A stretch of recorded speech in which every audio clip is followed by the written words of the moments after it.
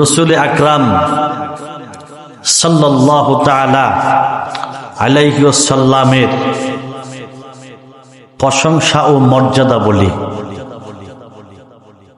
আল্লাহর রাসূলের প্রশংসা আর মর্যাদা কিয়ামত পর্যন্ত মানুষ করতে পারবে। রাসূল পাকের মর্যাদা শেষ করা সম্ভব হবে না। এত অপরিসীম, এত অপরন্ত, এত অনন্ত যে আলোচনা, যে বিষয়বস্তু, এই পবিত্র রবিউল আউয়াল আসলে আমাদের এটা মনে পড়ে। আমাদের প্রতিক্ষণ, প্রতিদিন, প্রতি সেকেন্ড, প্রতি মিনিট, প্রতি ঘন্টা, সর্ব অবস্থায় আমাদের মনে পড়ে। কিন্তু যখন রবিউল আউয়ালটা আসে একটু বেশি মনে পড়ে। কথা বলেন ঠিক কিনা? রবিউল আউয়ালটা যখন আসে একটু বেশি মনে পড়ে এই জন্য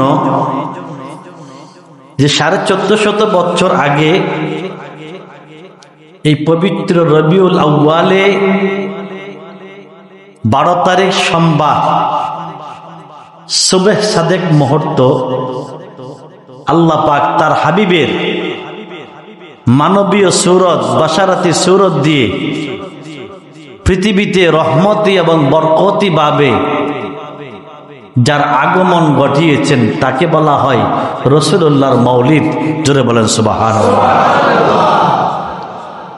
এই কথাটা যখন আমাদের মনে জাগে আর মনে পড়ে, আমাদের মনটা, বিশেষ করে যারা ঈমানদার মুসলমান, ঈমান যারা এনেছে, রাসূলুল্লাহর ভালোবাসা যার কলবে এক জাররা পরিমাণ আছে, সে আনন্দে প্রফুল্ল হয়ে আল্লাহ পাকের শুকরিয়া জ্ঞাপন করে। জোরে বলেন সুবহানাল্লাহ। এই শুকরিয়া জ্ঞাপন করাটার নামই হচ্ছে আনন্দ, ঈদ, ঈদে মিলাদুন নবী। সুবহানাল্লাহ। কেন এই আনন্দটা জাগে? যে আল্লাহ পাকের সংবিধান আলমে আরোহার ভিতরে সংবিধান কমপ্লিট হয়ে গেছে। যে সংবিধানে লিপিবদ্ধ আছে লৌহে মাহফুজে, যে সংবিধান অনুযায়ী পৃথিবী চলে আসছে, চলতেছে, আলহামদুলিল্লাহ চলতে থাকিবে। কথা বলেন ঠিক কিনা? আমি আর আপনি হয়তো সে সংবিধান দেখার মতো চক্ষু রাখি না বা দেখি না। আল্লাহ পাকের বান্দাদের মাঝে, আমাদের মাঝে আল্লাহ এমন কিছু কিছু মানুষ বানিয়ে রাখছে, এমন কিছু কিছু রূহ দুনিয়াতে আছে যারা দুনিয়া থেকে লৌহে মাহফুজের সংবিধানগুলো দেখার, বোঝার ক্ষমতা রাখে। জোরে বলেন না সুবহানাল্লাহ। দেখার, বোঝার ক্ষমতা রাখে। তা আমি আপনাদেরকে ছোট্ট একটা প্রশ্ন করব, যদি কারো জানা থাকে উত্তর দিবেন, আর জানা না থাকলে তো আমি বলে দেব। যে কথাটা অনেকের মনে কেমন জানি লেগে গেল যে লৌহে মাহফুজটা এত উপরে, বাল হুয়া কুরআনুম মাজিদুন ফি লাউহিন মাহফুজ, যে লৌহে মাহফুজ সেটা দেখার ক্ষমতা রাখে, যেটা পৃথিবী চালানোর সংবিধানের স্থান। আমরা আমাদের দেশের সংবিধান করা হয় পার্লামেন্টে, পাস করা হয় কোথায়? পার্লামেন্ট মানে সংসদে। তো সেখানে যা কিছু হয় সারা বাংলাতে তা ছড়িয়ে পড়ে। ঠিক তদ্রূপ সারা পৃথিবী চলতে যা সংবিধান লাগে সব হচ্ছে বাল হুয়া কুরআনুম মাজিদুন ফি লাউহিন মাহফুজ। সে মাহফুজের ভিতরে, এত উপরে কি করে দেখবে আর কি করে দেখার ক্ষমতা রাখে, এটা আমাদের অনেকে মস্তিষ্কে এটা অ্যাকসিভ হচ্ছে না, হজম করতে পারছি না। আমি হজমটা করাটা, বিশ্বাসটা সহজ করে দিচ্ছি। লৌহে মাহফুজ চতুর্থ আকাশের উপরে, আল্লাহ পাকের আরশ আজিম হচ্ছে সকল কিছুর উপরে। সুবহানাল্লাহ। লৌহে মাহফুজ পৃথিবী থেকে যতটুকু দূরে, তার চেয়েও লক্ষ লক্ষ গুণ দূরে হচ্ছে, উপরে হচ্ছে আল্লাহ পাকের নূরের আরশ। এখন আল্লামা জালালউদ্দিন রুমি তার মসনবী রুমির ভিতরে লিখেছেন যে কথাটা আমি বারবার তুলে ধরি, আর বারবার তুলে ধরার অর্থ হচ্ছে আমি প্রায় সময় কিছু আধ্যাত্মিকার থেকে কিছু কথা আমি আপনাদের মাঝে তুলে ধরি। কারণ আমার মসজিদে, আমাদের এই মসজিদে অনেক সুন্নি জনতা, আশিকে রসুল, যারা আল্লাহ পাকের মারেফাতের থেকে কিছু কথা হলে তারা শুনলে মনে তৃপ্তি পায়। কথা বলেন ঠিক কিনা? মনে তৃপ্তি পায়, মনে আনন্দ লাগে, কলবটা যেন জাগ্রত হয়। আর যাদের ঈমান নাই, টুপি মার্কা মুসলমান, পাঞ্জাবি মার্কা মুসলমান, তারা যখন মারেফাতের কোনো কথা শুনে, আধ্যাত্মিকতার কোনো, জগতের কোনো হাকিকতি কোনো অর্থ শুনে, কথা শুনে, আলোচনা শুনে, তখন তাদের ভিতরে অ্যালার্জির মতো চুলকানি ওঠে। কথা বলেন ঠিক কিনা? তা আলহামদুলিল্লাহ আমাদের মসজিদে এরকম চুলকানি মার্কা মুসল্লি খুব কম। আলহামদুলিল্লাহ আশেকে রসুল বেশি। যদিও আমাদের তাৎখানা বাইতুল আমান জামে মসজিদের মুসল্লিদের সংখ্যার ভিতরে গরিব বেশি, তথাপিও তারা গরিব হতে পারে অর্থে, কিন্তু ইমানের দিক দিয়ে তারা বড়। কথা বলেন ঠিক কিনা? আল্লাহ কবুল করুক, জোরে কোন আমিন, আরো জোরে আমিন। বন্ধুরা আমার, এই জন্য আমি কথাটা বারবার তুলে ধরি। আল্লামা জালালউদ্দিন রুমি তার মাসনবী শরীফের ভিতরে তুলে ধরেছেন যে একজন বান্দাকে আল্লাহ কি পরিমাণ পাওয়ার দিয়েছে। যারা মানুষ তাদেরকে, অমানুষদেরকে নয়, যারা মানুষ তাদেরকে কি পরিমাণ ক্ষমতা দিয়েছে। সায়রে জাহেদ হরসবে রোজেরা, সায়রে আরেফ হরদমে তা তক্তে শাহ। জোরে বলেন সুবহানাল্লাহ। সায়রে জাহেদ, একজন মানুষকে যদি আল্লাহ হাজার হাজার বছর হায়াত দেয় আর সাধনা করে, সে যতটুকু করতে না পারবে, যতটুকু যেতে না পারবে, একজন আরেফ আল্লাহওয়ালা বান্দা, আশিক রাসূল বান্দা, তিনি প্রতিটা মুরাক্কাবার মাধ্যমে সাইরে আরেফ হরদমে, হরদমে দম মানে কি? নিঃশ্বাস ফালায় এবং টান দেয়, ফালায় এবং একবার নিঃশ্বাস ছাড়ে না, একবার ছাড়ে আবার টান দেয়। এই যে মধ্যখান সময়টা, হরদমে তা তক্তেশা, প্রতি নিঃশ্বাসে, প্রতি প্রশ্বাসে, প্রতি দমে দমে সাইরে আরেফ হরদমে তা তক্তেশা। যেখানে কোন জাহেদ কোটি কোটি বছর, সহস্র লক্ষ কোটি বছর যেই জায়গা অতিক্রম করতে পারবে না, একজন আরেফ আল্লাহওয়ালা বান্দা প্রতি নিঃশ্বাসে আর প্রশ্বাসে আল্লাহ পাকের ওই জায়গা অতিক্রম করার ক্ষমতা আল্লাহ পাক দিয়ে দেয়। জোরে কোন সুবহানাল্লাহ। যেটা আজ থেকে 1450 বছর আগে প্রমাণ হয়েছে। রাসূল পাকের সাহাবী, ইসলামের খলিফাদের ভিতরে যিনি প্রথম খলিফা, আমিরুল মুমিনিন, তিনি যে আর কেহ নয়, হযরত আবু বকর সিদ্দিক রাদিয়াল্লাহু তাআলা আনহু। জোরে বলেন সুবহানাল্লাহ। তিনি একজন মানুষের প্রশ্নের জবাব আসছিলেন যে আপনি তো আমিরুল মুমিনিন, মানুষের ক্ষমতা নাকি জিবরাইলের চাইতে বেশি শুনতে পেরেছি, মানুষের মর্যাদা নাকি ফেরেশতাদের চাইতে দামি। আমাকে একটি প্রশ্নের জবাব দিয়ে দেন যে আল্লাহ পাকের জিবরাইল ফেরেশতাটা কোন আসমানে, কোন জায়গায় অবস্থিত। জোরে কোন সুবহানাল্লাহ। মানে সেই মানুষটা যখন প্রশ্ন করলেন, হযরত আবু বকর রাদিয়াল্লাহু তাআলা আনহু তিনি বলেন, হে আল্লাহর বান্দা, আমাকে একটু সময় দাও। যেখানে দাঁড়িয়েছিলেন নববী থেকে, মসজিদে নববী থেকে বাম কদম দিয়া মাত্র স্যান্ডেল পরিধান করবে, আরেক কদম ডান কদমটা মসজিদে নববীর ভিতরেই আছে। সুবহানাল্লাহ। প্রশ্নটা কোন জায়গায়?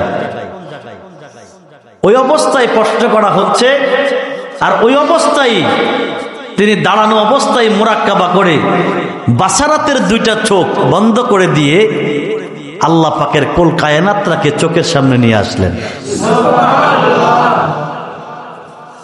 এটা তো আমাদের কষ্ট হয়, আমাদের কষ্ট হবে বিশ্বাস করতে তাদের ঈমান নিয়ে কচু পাতার বাড়ির মতন গর্বর যাদের। কথা বলেন ঠিক কি? ঈমানের পরিধিটা কচু পাতার মাঝে পানি রাখলে যেমন হয় টকবক টকবক, ওরকম ঈমান যার আছে তার বিশ্বাস করতে কষ্ট হবে। আর যার ঈমান যে কোনো দলিল নয়, কোনো প্রমাণ নয়, কোনো ডকুমেন্টস নয়, সকল দলিল বিহীন দলিল উঠতে আমি আল্লাহকে মানি, আল্লাহর রসুলকে মানি, ফেরেশতাগণকে মানি, আমি রসুলের আল্লাহ পাকের সমস্ত নবী রসুল পয়গম্বর ওলি আল্লাহ সকলকে বিনা দলিলে মানি এবং বিশ্বাস করি। জোরে কোন সুবহানাল্লাহ। আমরা তো দলিল বিশ্রাই, কথা বলতে গেলে দলিল দরকার হয়। দলিল না দিলে তো হইলে মৌলবীর চাকরি থাকবে না, বক্তার বক্তাগিরি থাকবে না, পিসাবের পিসাবগিরি থাকবে না, মুসল্লির মুসল্লি থাকবে না। দলিলের দরকার। আচ্ছা, এখন যদি দলিলের দরকার হয়, এই দলিলের অবস্থাটা যদি হযরত আবু বকরকে জিজ্ঞাসা করা হতো যে আবু বকর তুমি আল্লাহ রসুলকে বিশ্বাস করছো, কি দলিল পাইছো? আবু বকর কি বলবে? যে আমি কোনো দলিল পাই নাই, আমি বিনা দলিলে আল্লাহর রসুলকে বিশ্বাস করেছি। সুবহানাল্লাহ। আমাদের ঈমান হচ্ছে দলিলের কাছে, আর সাহাবাদের ঈমান কোনো দলিলের কাছে ছিল না। বিনা দলিলে আল্লাহর রসুলকে বিশ্বাস করেছে, গ্রহণ করেছে, তার হুকুম মান্য করেছে। এর জন্য ওনারা সাহাবী, এর জন্য ওনারা সাহাবী।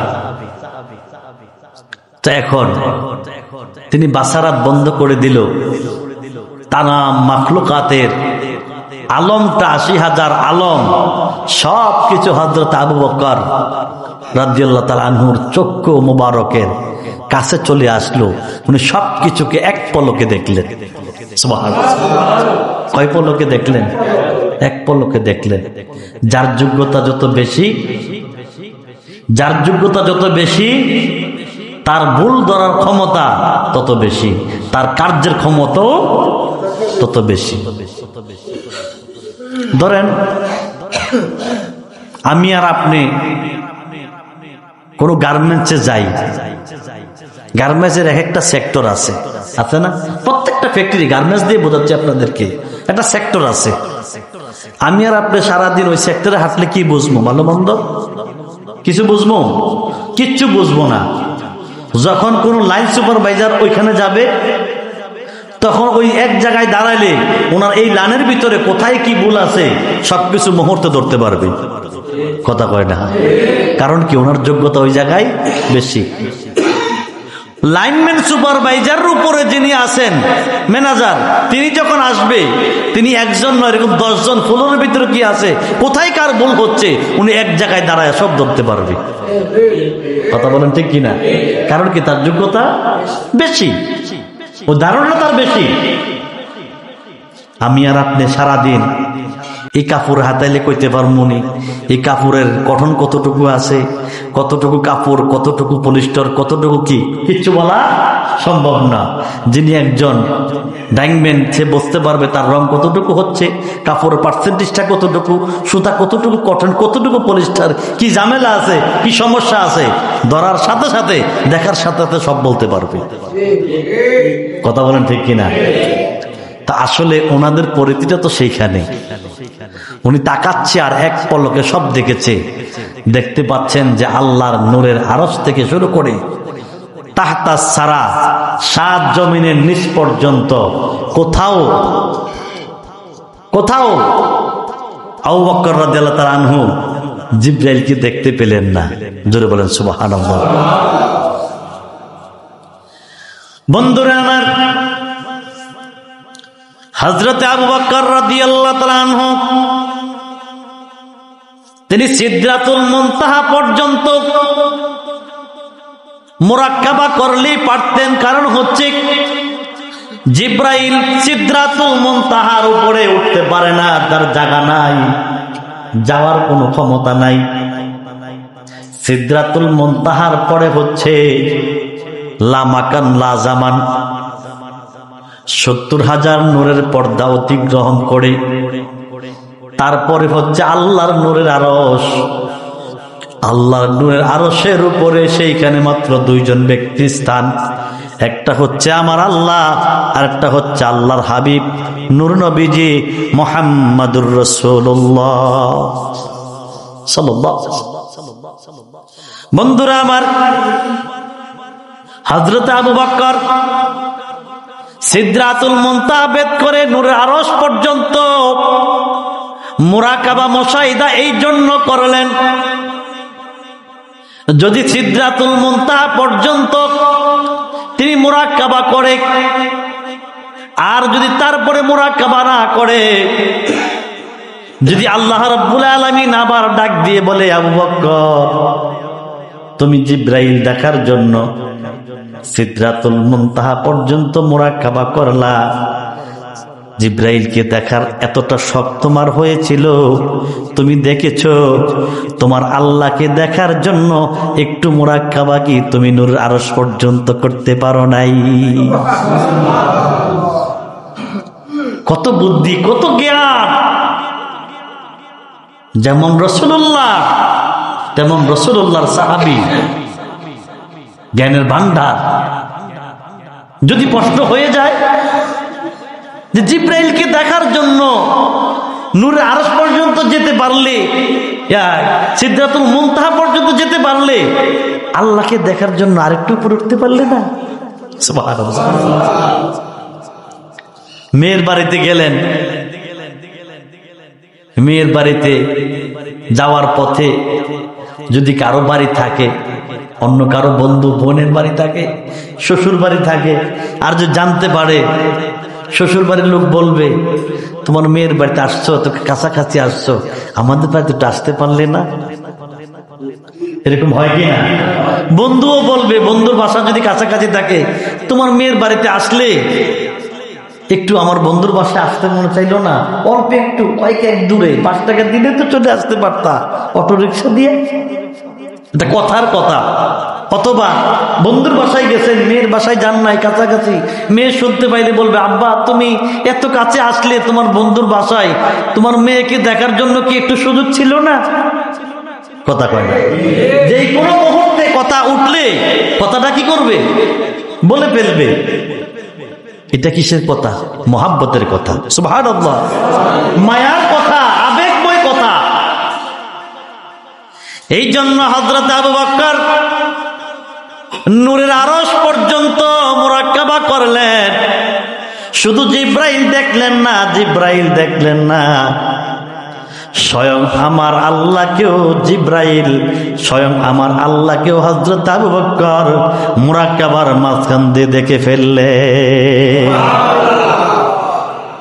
দেখার বিষয় এটা আয়েশা সমাজে বক্তৃতার বিষয় না। এটা বক্তৃতা দিবে তারা, উনার অনুসারী হবে যারা। সুবহানাল্লাহ। তা আমরা আবু বকরের অনুসারী, সে বক্তৃতা দেব আমরা নিজের ঈমান মজবুতের জন্য, অন্যর ঈমানকে আরো মজবুত করার জন্য। কথা বলেন ঠিক কিনা?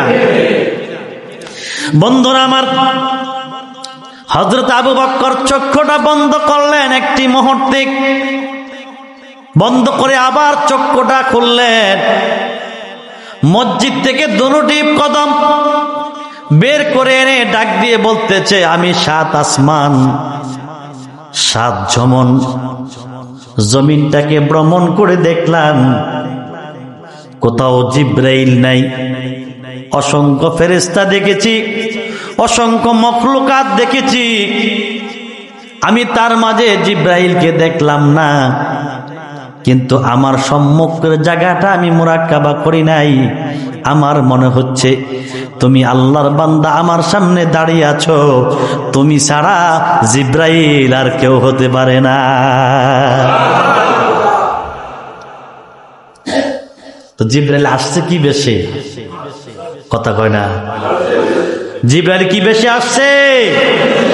মানুষের বেশে আসছে। মানুষ বাসারিয়া মানুষের মতো দেখতেছে। জিব্রাইল কি মানুষ? কথা কন। জিব্রাইল কি মাটির তৈরি? জিব্রাইল কি মাটি দিয়ে বানাইছে? দাঁতও মাটি কি জানি বলে নুতফা দিয়ে বানাইছে।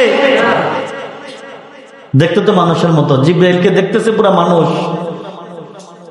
তো এখন আসলে জিব্রাইল নূরের তৈরি একজন ফেরেশতা, মানুষের রূপ ধারণ করার মতন ক্ষমতা তার আছে। সুবহানাল্লাহ।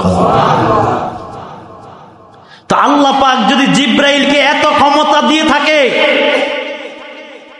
তিনি মুহূর্তে মানুষের সুরত ধরতে পারে, মুহূর্ত জমিনে আসতে পারে, মুহূর্ত সিদরাতুল মুনতাহা যেতে পারে। যে জিব্রাইলকে বানানো হচ্ছে রাসূল আকরাম সাল্লাল্লাহু আলাইহি ওয়াসাল্লামের পবিত্র গাম মুবারক দিয়া, তাইলে সেই রাসূল পাকের মর্যাদা আল্লাহ কত অপরিসীম বানিয়ে দিয়েছে। চিৎকার মেরে মারহাবা ইয়া রাসূলুল্লাহ। এটা বুঝতে বাদশাহী মজক লাগবে, ইমানদারির মজক লাগবে। এই কাঙ্গালি মার্কা আর জাকাত খাওয়িন না মার্কা, ফিতরা খাওয়িন না মার্কা মস্তিষ্ক হলে রাসূলুল্লাহর শান শৌকত বোঝা যাবে না। ওয়াহাবি মার্কা, ইয়াজিদ মার্কা মস্তিষ্ক নিয়া রাসূলুল্লাহর সম্মান বোঝা যাবে না। কথা বলেন ঠিক কিনা? মানুষ তুমি যেমনই হও, তোমার মন মস্তিষ্ক হতে হবে বাদশাহী, আর মজক হতে হবে ইমানদারি মজক। তাইলে রাসূলুল্লাহর শান বোঝা সম্ভব, মানা সম্ভব। কথা বলেন ঠিক কিনা?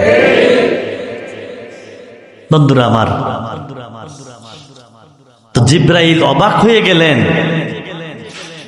যে আল্লাহ যে বলেছে জিব্রাইলের চাইতেও অনেক বেশি ক্ষমতা।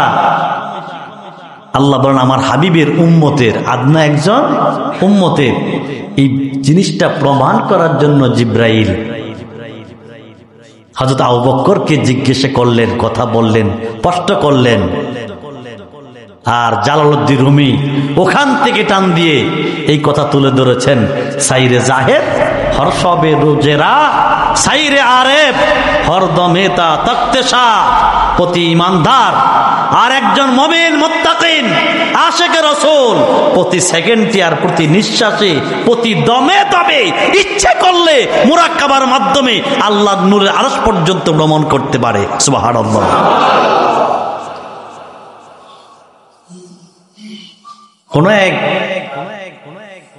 কোন এক মারেফাতের লোক দুইজন একত্রিত হয়ে তিনারা একজন মারেফাতের খেলা খেলতেছিলেন। মারেফাতের খেলা খেলতে গিয়ে বলছেন যে ঠিক আছে, আমি একটু হাকিকতি লুকাই, আপনি আমাকে বের করে দিয়েন। আবার আপনি যদি আমাকে বের করতে পারেন তাহলে আপনি লুকালে আমি বের করব। আমরা তো ছোটভাবে ফলাফলি খেলছি। কথা কয় না? এখন শহরের মানুষ তো আর এটি বুঝে না, জায়গাও নাই, কারণ হাঁটার মতো রাস্তাই রাখে না, বাড়ি করে হাঁটার রাস্তাই রাখে না, ফলাইব কই? কথাক্ষণ ঠিক কিনা? আর ফলানোর জায়গা নাই, ফলাইতে গেল হিরুঞ্চিকে দিব মাইল, কারণ এই দেশে হিরুঞ্চি আর গাঞ্জুটি বেশি। কথাক্ষণ ঠিক কিনা? পুলিশেরা এই দেশের হিরুঞ্চিকে মারে, যারা হিরুন বেচে তাদেরকে ধরে না। কথাক্ষণ ঠিক কিনা?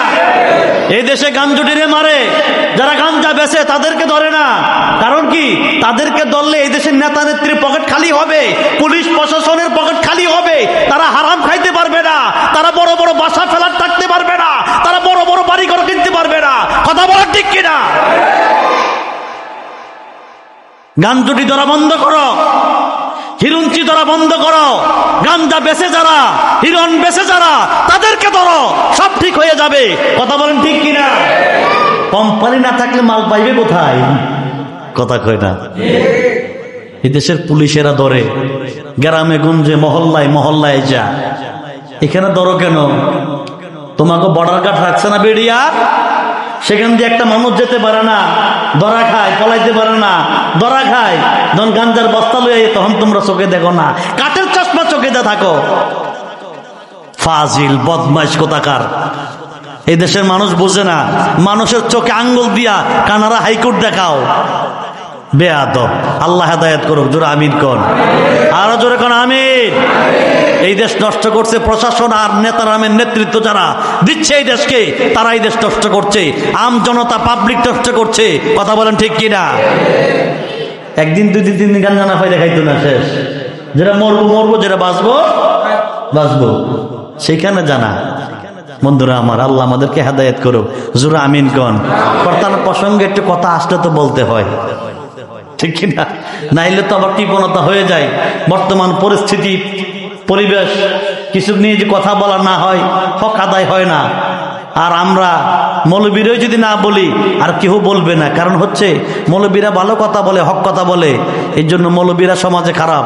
আল হক বিল মর্র, কারণ হচ্ছে হক কথা তিতা, হক কথা তিতা। আবার যেই মৌলবীরা তেল মারে, এদেশে তেল মারেন না মৌলবীও আছে, কথা কোন আছে কিনা? তেল মালিশ করেন না মৌলবীরও আছে। যারা সারা রাত মন্দির পাহারা দেয়, দিনের বেলা আইসা মসজিদ আর মাজার তারা ভেঙ্গে চুরমার করে, আর সেখান দিয়ে মন্দির পাহারা দিয়া অন্য ধর্মকে রাজত্ব দেয়, আছে কিনা? ওই সমস্ত মৌলবীকে বাদ দিয়েন। ওরা হচ্ছে এজিদি গোষ্ঠী। ওদের অত্যাচার অনবিচার থেকে আল্লাহ বাংলার জমিন, বাংলার সুন্নি জনতা, বাংলার অলি আল্লাহর দরবারকে আল্লাহ হেফাজত করুক। মন থেকে কোন আমিন, আরো জোরে কোন আমিন। বন্ধুরা আমার, এখন রাবিয়া বসরি ওই যে বললো আর কি মারেফাতে, যে দেখি কার পাওয়ার, চোখের পাওয়ার কতটুকু দেখার জন্য। তো বলছে ঠিক আছে, তা আপনি পলায়ন করেন। তো তিনি পলায়ন করলো, আর তিনি চক্ষু বন্ধ করলো। চক্ষু বন্ধ করে দেখতে পেলেন যে আল্লাহর ওলি পালাচ্ছেন এমন জায়গায়, এটা হাকিকতি ভাবে, আঙ্গ মতন না। তিনি তার দেহটাকে নিয়া নূরের আরশের পায়ার এক পিছনে গিয়া তার রুহানি ভাবে তিনি পলায়িত অবস্থায় আছেন। পট করে তো বের করে ফেললো মোরাক্কাবা করে। এখন তিনি বললেন যে রাবিয়া, তোমার তো আলহামদুলিল্লাহ অনেক এশক পাওয়ার আছেন, হাকিকতি পাওয়ার তো অনেক বেশি, যথেষ্ট মারেফত অর্জন করছো। আচ্ছা, তো তাহলে তুমি একটু পলায়ন করো, আমি দেখি তোমাকে বিশ্রায় কোথাও থেকে পাইতে পারে কিনা। রাবিয়া বসরি তিনি এতটাই সাধন করেছে আল্লাহকে, এত সাধনে যে করেছে আর এতটাই আল্লাহকে খুশি করেছে, তিনি তিনার আপাত মস্তিষ্ক থেকে শুরু করে কদম পর্যন্ত প্রত্যেকটা দেহকে, প্রত্যেকটা পশমকে আলাদা আলাদা করে, যেটা বাতাসের সাথে মিশ্রিত হয়ে গেছে, যেটা হাওয়ার সাথে মিশ্রিত হয়ে গেছে, পুরা দেহটাকে তামাম ৮০,০০০ আলমের ভিতরে সব ছড়িয়ে দিয়েছে। সুবহানাল্লাহ। আরে কি আশ্চর্য! এখন তিনি মোরাকাবা করলেন, মোরাকাবা করে রাবিয়াকে পায় না। এটা আঙ্গদেশের রাবিয়া না, রাবিয়া বসরির বছর শহরে একজন নারী, যার জীবনে বিবাহের কথা মনে পড়েন নাই। সুবহানাল্লাহ। তার যৌবন কখন আসছে তিনি বলতে পারেন নাই। তিনি এতটা আল্লাহ রসুলের প্রেমে এতটাই মজেছেন, তিনি তার জীবনের বিবাহের কথা কখনোই মনে পড়েন নাই, বলতেও পারেন নাই। তার জীবন আর যৌবন সবকিছু আল্লাহকে দিয়ে দিয়েছে। সুবহানাল্লাহ। বন্ধুরা আমার, এখন তো আর বিশ্রায় ওনাকে পাচ্ছে না, কারণ মোরাকাবা একদিকে করতেছে, আরেকদিকে নাই, আরেকদিকে করতেছে, আরেকদিকে নাই, পাবে কোথায়? সত্য পঙ্খানুভাবে দেহে তো কিছু রাখে নাই। আমরা তো পারি না, সেটা হচ্ছে জিসমে মিসাল। জিসমে মিসাল, ও জিসমে মিসালের জগতে যখন আপনি মোরাকাবা করবেন, আপনি আপনার দেহকে সারা পৃথিবীতে আপনি বিলীন করে দিতে পারবেন যদি ওই ক্ষমতা রাখেন। যেরকম সুবহানাল্লাহ। এখন বিশ্রে আর পাচ্ছে না, শেষ পর্যন্ত ব্যর্থ হয়ে বলছে, রাবিয়া আমি তো ব্যর্থ, আমি তো ব্যর্থ, তুমি কোথায় আছো? তুমি যদি নিজে নিজে প্রকাশিত না হও, না বের হও, আমার মনে হয় তোমাকে বের করা সম্ভব নয়, কারণ আমার মারিফাতের চাইতে তোমার মারিফাতের দরজা অনেক উপরে। মারিফাতের দরজা হচ্ছে অনেক বড় কঠিন, যাহা বোঝা গ্রহণ করা অনেক শক্তময়। আল্লাহর হাবিবকে নিয়ে অনেকে প্রশ্ন করে, আল্লাহর হাবিবকে দেখেছে, ছোটকে দেখেছে, আসলে আজ পর্যন্ত কোন মানুষ, কোন সাহাবী আল্লাহর রসুলকে দেখে নাই। দেখেছে রসুলুল্লাহর বাশারিয়াতের সুরত, বাশারিয়াতের কায়াতটাকে দেখেছে, মূল হাক্কি সুরতটাকে, আল্লাহর রসুলের মূল হাক্কি সুরতকে আজ পর্যন্ত কেউ দেখে নাই। যারা দেখেছে তারা বলে নাই, জোরে জোরে বলা যাবে নি সুবহানাল্লাহ।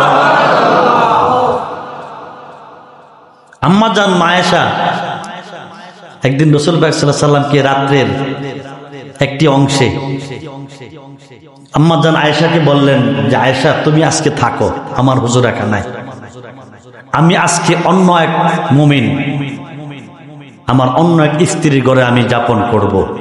যেরকম সুবহানাল্লাহ। তা আম্মা জান মা আয়েশা বলেন, ইয়া রাসূলুল্লাহ আজকে না হয় আপনি আমার হুজুরখানায় থাকেন, কোন আমি আজকে থাকবো না।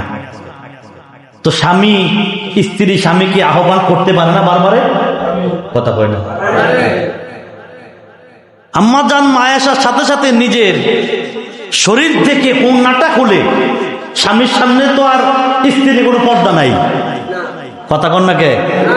স্বামীর সামনে স্ত্রীর কোনো পর্দা নাই। আজকে তো আমাদের বর্তমান মহিলারা স্বামীর সামনে পর্দা করে, বাহিরে গিয়া খোলামেলা, আছে কি না? স্বামীর সামনে সবচেয়ে নোংরা কাপড় যেটা, সিরা কাপড় যেটা, এটা পরে, আর যখন বাইর হয় তখন লিপস্টিক লিপস্টিক এলাস্টিক প্লাস্টিক মাইরা সবচেয়ে দামি কাপড় যেটা, সেটা পয়রা পরে রাস্তা দিয়ে বের হয় শয়তানের মতন। কথা বলেন ঠিক কিনা? আপনি বলেন, সেই দামি কাপড়টা কি রাস্তায় পড়া উচিত ছিল না স্বামীর সামনে পড়া উচিত ছিল? লিপস্টিক, আলতা, সোনো, আইব্রু, এটা সেটা যত কিছু আছে, এটা কি স্বামীর সামনে লাগানোর দরকার ছিল না রাস্তাঘাট লাগায় মানুষের দেখানোর দরকার ছিল? সব উল্টা। কথা বলেন ঠিক কিনা? আল্লাহ আমাদের স্ত্রী, আমাদের মেয়েগুলি, আমাদের মা বোনগুলোকে আল্লাহ পাক হেদায়েত করুক। জোরে কোন আমিন। খুব বেশি পাওয়ার দেখায়, পাওয়ার আমরা এবার পাওয়ার দিয়ে দিছি, পাওয়ারটা আমরাই দিছি। মাস শেষে বেতন পাইয়া, দিন শেষে চাকরি কইরা, এই ব্যবসা কইরা, রাত্রে নিয়ম টাকার বস্তাটা হের হাতে দেই, আছে কিনা? ওই টাকার বস্তা গনতে গনতে, টাকা দেখতে দেখতে লোভ এত ভাড়া বাড়ছে, এখন 2-1 টাকা কম হইলে আর একদিন দেরি হইলে মাথা নষ্ট হয়ে যায়। কথা কোন ঠিক কিনা? অতএব মহিলাদেরকে এই প্রশ্রয় দেওয়া আর বান্দরকে কাঁধে ওঠানো, মাথায় লওয়া একই কথা। যতটুকু ভালোবাসা ততটুকুই স্ত্রীকে স্ত্রীর জায়গায় রাখবেন, মাকে মার জায়গায় রাখবেন, মেয়েকে মেয়ের জায়গায় রাখবেন। কথা বলেন ঠিক কিনা? দেখবেন সব সোজা হয়ে গেছে। পুরুষ হচ্ছে, প্রত্যেকটা পুরুষ হচ্ছে এক একটা বাচ্চা। কেউ ঘরের বাচ্চা, কেউ বাড়ির বাচ্চা, কেউ গ্রামের বাচ্চা, কেউ এলাকার বাচ্চা, কেউ সারা দেশের বাচ্চা। আমরা তো বানাই দিয়েছি মহিলারে। সে 1991 সাল থেকে এই পর্যন্ত শুধু মহিলা মহিলা। জাগো বয়স 20-21, তারা তো বুঝেই না যে পুরুষের কোন ক্ষমতা আছে কিনা বাংলাদেশি। কথা কোন ঠিক কিনা? আল্লাহ সামনে আমাকে হেদায়েত করুক। জোরে আমিন কোন, আর জোরে আমিন। বন্ধুরা আমার, কি জানি বলতেছিলাম কথাটা? ও আম্মা জান মা আয়েশা, মাশাআল্লাহ আমার নানা কথা খেয়াল রাখছে। আম্মা জান মা আয়েশা আল্লাহর রাসূলকে আহ্বান করে বললেন, ইয়া রাসূলুল্লাহ, ইয়া হাবিব আল্লাহ, আপনি আজকে আমার ঘরে আগমন করবেন, আমার হুজুরখানায়। এই কথা বলে নিজের শরীর থেকে ওড়না মোবারকটা টান দিয়া রাসূল পাকের সামনে দিয়া, রাসূল পাকের নাভি বরাবর আর আম্মা জান মা আয়েশার বুক বরাবর একটু ওড়না দিয়া বেঁধে ফেললেন দুজনকে। সুবহানাল্লাহ। কথা বুঝতেছেন? কথা কয় না, কথা বুঝতেছেন? রাসূল পাকের নাভি বরাবর নবী মুবারক বরাবর হয়ে আর আম্মা জান মায়েশার বুক বরাবর হয়ে কি করলেন? উন্না দিয়া বেঁধে ফেললেন। আল্লাহ রসুল দেখতেছেন অটোমেটিকলি একটা মানুষ খোলা আকাশের নিচে কোনো মুক্ত অবস্থায় যেইভাবে হেঁটে যাচ্ছে ঠিক তেমনি ভাবে হেঁটে চলে গেছে। আর জোরে কন্যা সুবহানাল্লাহ। আম্মা জান মায়েশা অবাক হয়ে গেলেন, ই কি আল্লাহর রসুলের এত মুজিজা? আমরা কাকে দেখছি? একটা বস্তু হইলে দেহটা কাটতে হবে, নাহলে নিচে দিয়ে নিতে হবে, নাহলে উপর দিয়ে নিতে হবে, কথা বল। কিন্তু কোথাও দিয়ে নেওয়া হয় নাই। ওন্না ঠিক আছে, দুজনের মাঝামাঝি বাঁধাও ঠিক আছে, অটোমেটিকলি রাসূলুল্লাহ চলে গেলেন, নিচেও নামলেন না, উপরেও উঠলেন না, কাটলেনও না, ওন্না ঠিক রইল, রশিও ঠিক রইল, বাঁধাও ঠিক রইল, আল্লাহ রসুল চলে গেল। সুবহানাল্লাহ। এটা হচ্ছে আল্লাহ রসুলের হাকিকত। আমি আপনি সামনে দেখি, ডাইনে দেখি না, পিছে দেখি না, বামে দেখি না।